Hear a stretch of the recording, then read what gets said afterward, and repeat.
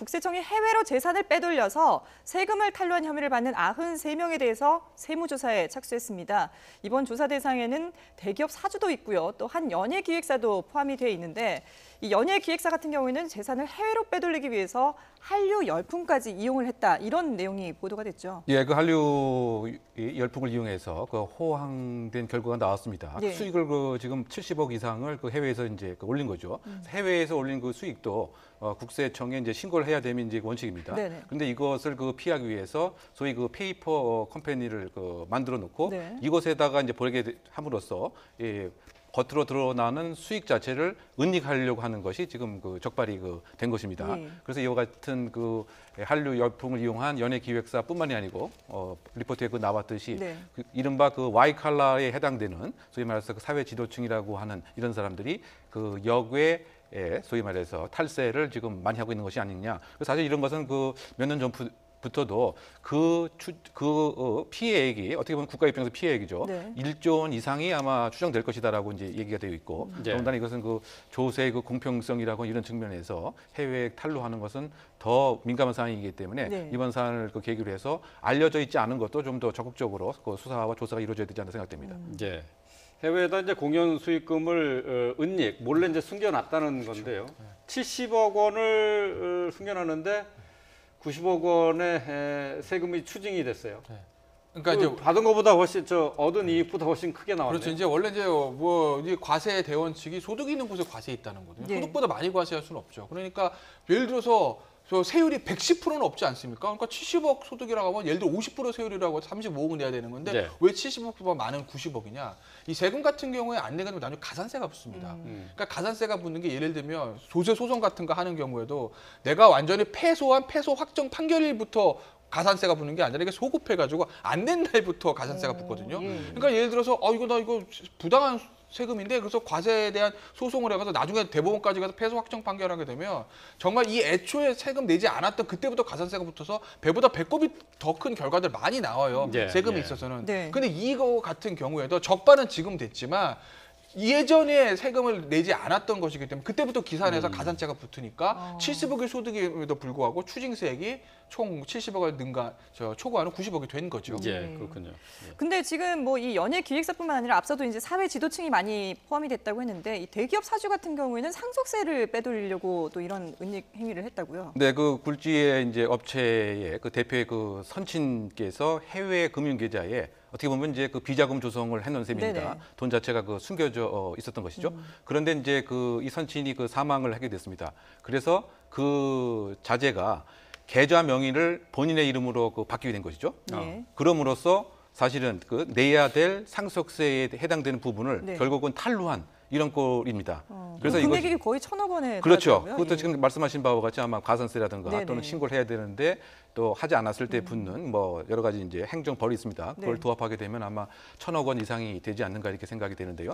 이것이 아마 유사한 사례가 얼마 전에 한진 일가의 선친이 해외에 소위 말해서 돈이 있었는데 이것을 제대로 신고를 했느냐 안 했느냐 논란이 되지 않았습니까? 네네. 그와 상당히 유사한 구조가 이번 조사에도 드러난 것이 아닌가 생각되는 것이죠. 네. 해외로 돈을 돌려가지고 탈세하는 수법들이 지금 아주 글쎄요, 지금 나와 있는 것들만 해도 상당히 교묘하고 찾기가 좀 쉽지 않다라고 생각이 들 정도로 복잡하던데 말이죠. 이런 게 해마다 증가하고 있는 추세라고요. 네, 계속 이제 증가하고 있습니다. 과거 같은 경우에는 이제 페이퍼 컴퍼니를 마련해서 그곳에 재산을 단순히 옮기는 형태에 불과했지만 최근에는 상당히 이제 진화 발전을 이제 하고 있는 것이죠. 네. 마치 정상적인 업무를 하는 것처럼 그 회사가 일정한 용역을 수행함으로써 그런데 사실상의 실질적인 이제 주인 자체는 예를 들면 이 대표의 가족이라든가 그래서 그와 같은 세금을 안 내는 상태로 실질적으로는 상속이 되는 이런 것으로 이제 진화 발전을 하고 있고요. 네.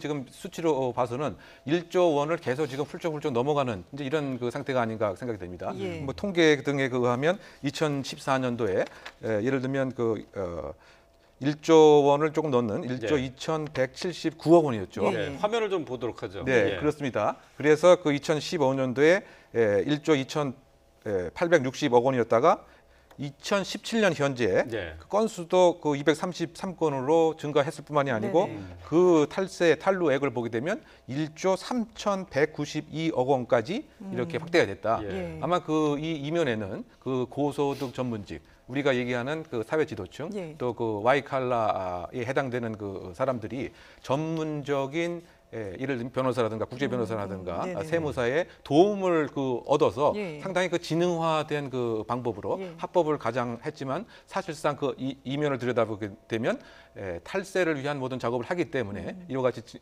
건수도 증가하고 또 탈루액도 현재 증가하고 있는 상황이 아닌가 생각합니다. 예. 뭐 지금 잠깐 말씀을 해주셨습니다만 사실 이런 내용은 세금 체계라든지 법 모르죠. 내용을 그렇죠. 자세하게 알지 못하면 할 수 없는 행동들 아니겠습니까? 그렇죠. 그러니까 이제 앞서 말씀드린 초기에 있었던 예를 들어 버지니아 아일랜드나 이런 데 페이퍼 컴퍼니에서 돈 버는 이건 이제 초기에 했던 방법이거든요. 네네. 그건 이제 너무 많이 알려져서 쉽게 못할 겁니다. 과세 당국도 항상 보고 있으니까요. 그러니까 이제 감시의 눈을 피하려고 하면 다른 이제 복잡한 구조를 짜야 되거든요. 네. 이거 일반인은 못하죠. 그렇죠. 제가 봐서 한두 사람의 힘으로 되는 건 아니고 일단 한국의 세법에 통달한 한국 변호사나 있어야 될 거고요. 예. 추정이에요. 그다음에 예를 들어 이제 외국에서 그 작업을 해야 되니까 그 나라의 또 세법 조세책을 잘 알고는 외국 변호사 있어야 될 거고요. 예. 그다음에 세무사 있어야 됩니다. 회계사 있어야 됩니다. 예. 그다음에 이게 결국 현금만 움직이는 게 아니라 회사를 성립한다든지 또는 펀드나 신탁이나 이런 금융 상품들을 이용해서 속된 말로 이제 돈 세탁을 하는 작업이 있기 때문에 그 금융 전문가까지 있어야 되거든요. 그러니까 정말 여러 전문가들이 이게 한 팀으로 움직여야 되는 것이기 때문에 이게 아마 수수료도 굉장히 비쌀 거고 예. 결국에는 이 대응을 해주는 이 사람들을 잡는 게 근원적인 거죠. 왜냐하면 방법을 모르면 대기업 사주라고 할지라도 하고 싶어도 못 하거든요. 그렇죠. 그렇기 네. 때문에 아마 어제 이제 국세청의 발표를 보니까 결국 이 집단에 대한 어떤 수사까지도 할 수 있는 것을 좀 내비쳤어요. 그러니까 결국은 막 이 작업을 해주는 이 이제 브로커들이라고 합니다. 이 브로커들을 좀 일망타진해야 그래야 이 범죄가 좀 근원적으로 없어질 수가 있을 거예요. 예. 근데 역외 탈세를 하기 위해서는 뭐 말씀하신 것처럼 이제 해외에 전문 변호사들도 동원이 된다고 하는데 사실 국내에서도 그 변호사들이 좀 도와주지 않습니까? 그렇죠. 그러니까 제가 아까 말씀드릴 때도 국외에만 아니라 국내에도 그 브로커리지 조직이 있을 수밖에 없거든요. 예. 왜냐하면 네. 고객 자체가 국내에 있으니까 국내의 상속세를 결국 최종적으로 한국의 세법을 면탈하는 것이 조세 예. 면탈하는 것이거든요. 그러니까 한국의 이제 조세 체계에 능통한 아주 세무사와 변호사가 한 팀이 됐을 가능성이 높죠. 그게 아니면 최소한 한국에 있는 고객들을 태핑을 해서 외국에 있는 전문가 연결해주는 이제 브로커라도 있을 거라고요. 네. 최소한. 예. 그러니까 그 사람들을 잡아야 그래야 이 범죄가 없어집니다. 아시는 거 없어요? 아시는 그런 그런 사례가 거 있는데. 그런 제가 알면 사례들. 국세청에 제보하죠. 예. 그 국세청 통계 자료를 보니까 매년 뭐 230건이 발생을 하고 그러니까 추징한다는 거죠. 여기에 탈세를 적발을 해가지고 그리고 그 액수만 해도 1조 2천억 원에서 3천억 원까지 매년 발생하고 있단 말이에요. 네. 그렇다면 그 분명히 그것도 국내에서도 도와주는 조직이 분명히 있을 것 같아요. 전 있을 거라고 봐요. 그렇지 않으면 아까도 말씀드렸듯이 예를 들어서 홍콩에만 있다라고 하면 이게 사실은 누군가가 연결을 시켜 조사하는 거지. 이걸 무슨 뭐 네이버에 검색을 해볼 수 있는 것도 아니고 저기 돈을 세탁해 놓고 돌려드립니다 이렇게 광고를 할 수 있는 것도 아니고 이게 결국은 아름아름 소문으로 가는 것이거든요. 그러니까 국내에 반드시 그 조직은 있다고 보는 거죠. 그러니까 한번 영화 보셨는지 모르겠지만 좀 비슷한 사례인데 영화 이제 마스터라는 영화 있어요. 보셨죠? 거기 보면 이제 이병헌 씨가 이제 나쁜 사람 나오지 않습니까? 거기 보면은 이제 강동원 씨가 경찰인데 돈 세탁 전문가로 위장을 해서 이병헌 씨를 만나서 이제 수사를 하는 그런 내용들이 있어요. 거기서 이제 위장을 했던 신분, 그 사람들이 이런 일을 하는 사람들이거든요. 거기 보시면 이제 강동원 씨가 대사 중에 이 돈을 이렇게 돌려서 정말 세탁기에 넣어서 탈탈탈 털면 이게 바뀌어서 깨끗한 돈으로 돌아온다 이런 얘기를 하지 않습니까? 조금 차이는 있는 건데 네. 뭐 상속세 면탈과 돈 세탁은 그런 일을 하는 브로커들인 거예요. 그러니까 국내에 없을 수가 없죠. 누군가는 있어서 예. 조직을 만들고 관리하기 때문에 국내에 있는 많은 고객들이 그 사람들한테 높은 수수료를 주고 그리고 상속세라든지 어떤 법인세 면탈을 부탁하는 거예요. 그렇지 않고서는 일반인들이 이거 나 돈 많이 버는데 이거 세금 어떻게 내야 되지? 못 하거든요. 전문가의 조력을 받지 예, 않고서는. 예. 보통 어려운 일이 아니니까. 그러니까 국세청도 그거에 대해서 글쎄 모르겠습니다. 꼬리를 잡은 건지 수사에 단서가 있는 건지 아니면 추정을 하는 건지 모르겠습니다만 어제 그 얘기에 대해서 언급을 좀 했다는 거로 봐선 결국 그쪽으로 좀 검찰과 합동으로 뭔가 수사의 칼날을 좀 들이대지 않겠는가라고 제가 추측을 좀 해보는 거죠. 예. 근데 이렇게 도와주는 그 조직도 잡아야겠지만 예. 이게 탈세를 해가지고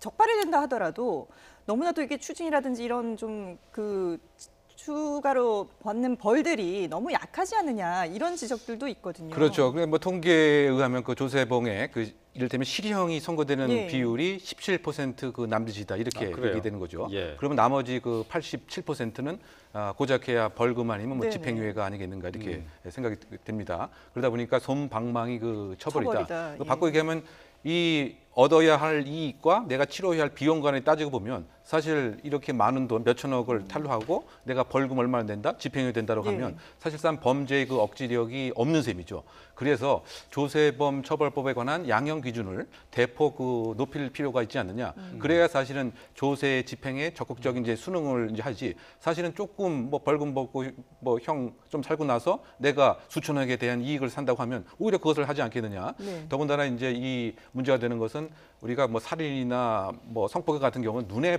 아주 바로 보이는 직접적인 피해가 있다라고 해서 양형이 높은 경향이 있지만 마치 조세범 처벌법은 눈에 보이지 않기 때문에 그와 같은 것이 없습니다. 그런데 그럼에도 불구하고 가장 중요한 국가의 근본적인 공평 과세 또 그 일한 곳 소득이 있는 곳에 세금이 있다라고 하는 네네. 이런 법 원칙과 국가 원칙이 해야지게 된다면 사실은 그 살인이나 성폭행 범죄에 못지않게 심각성은 큰 것입니다. 그래서 이것과 그 비례해서 양형 정책에 대해서 좀 더 엄벌주의, 강경주의가 좀 필요하지 않나 생각됩니다. 예. 조세범의 실형 비율이 17%에 불과하다. 글쎄요. 계속되는 탈세 범죄가 이어지는 원인 가운데 하나가 아닌가 생각이 됩니다. 네.